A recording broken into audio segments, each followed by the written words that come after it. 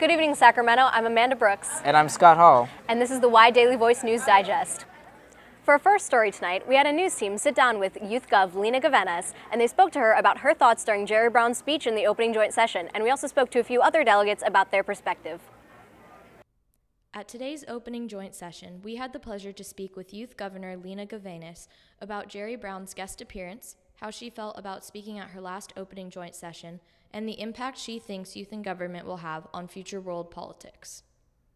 Well, the funny thing is when you're sitting on stage, a lot of the words you hear are muffled, but I know that Jerry Brown's a really eloquent speaker, and he's known for being very knowledgeable about a lot of things, and I actually really appreciate that he focused on the issues, and it wasn't just a lot of empty rhetoric. He actually was talking about the plans and the initiatives he had for his time in office, so I appreciated it really a lot. Really, one of the best things about the position is having, this platform, this, podium to deliver your message and your view and your vision. And being able to get up there and know that, at least some people in the audience are being affected by what it is you have to say is, for me, the best part of joint session. How do I think Y&G could affect real-world politics? Well, there's a lot that we talk about trying to get our actual state legislators more involved in the program. Have students be able to advise them, have them be able to come in and advise our legislation. That's, I think, the major impact of this program, is that we are training the next generation of voters and leaders. Even if you had a relaxing trip up to Sacramento, you're probably exhausted. And of course, the best way to cure exhaustion is coffee.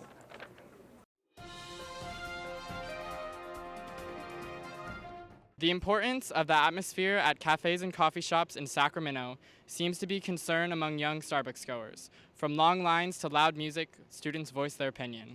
I think the lines are way too long in the mornings. I definitely think that is a lack of an opportunity to give unknown artists a chance to become known. Why do you come to Starbucks versus going to a local cafe or coffee house? One reason is probably just because of the benefits. I don't know, the membership, I guess, to collect the stars and try to get a free drink. Do you think that the lack of artwork affects Starbucks' atmosphere?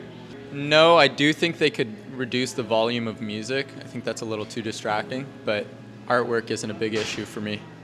I think Ambrosia's coffee is a lot more, the taste is more, it's a lot better than Starbucks because Starbucks is a chain. Thank you for watching. This is Ethan Tan with the Inquisition, closing off. A lot of freshmen are getting their first taste of SAC this year. Let's see how they're doing. Day one of Youth in Government, and the programs are starting off strong. Delegates have come from all across the state to attend this conference, whether from right here in Sacramento or down as far as San Diego. While traveling by bus, airplane, and other methods, every delegate has a different story of how they got here. Traveling this year was super easy and simple, except for the fact that I forgot my bras, which is really difficult. I mean, hopefully tomorrow I'll probably go to the store tomorrow and get like a new one, but I don't know. So when we got to the Y, we found out that the bus had broken down, so they locked us in the daycare center where we ate donuts, and I watched Netflix and people fell asleep, and the bus was like an hour late. Every delegate clearly has their own different story of coming to Sacramento. If you want to share your crazy travel stories, please find The Found Youth on social media and use the hashtag #TheFoundYouth. Let's check out what's happening in political parties. We've got Allie in the field for the whole story. Good evening and welcome to Day 1 in Sacramento. Today, our news crew took to the streets to talk to members from the political party program. In these interviews, members from the political party program told us who their candidate was running for youth governor in their party and their specific unique platform of their party. My name's Rain Wood. And I'm Jack Bossung. And we're in the political parties, and we're supporting Chris Ford in the Tide Party. Thomas Christensen from SVC El Camino. I'm part of the Search Party. Julia Kahn is our youth governor candidate. My name is Nick Moeller. I am part of the Wonka Party.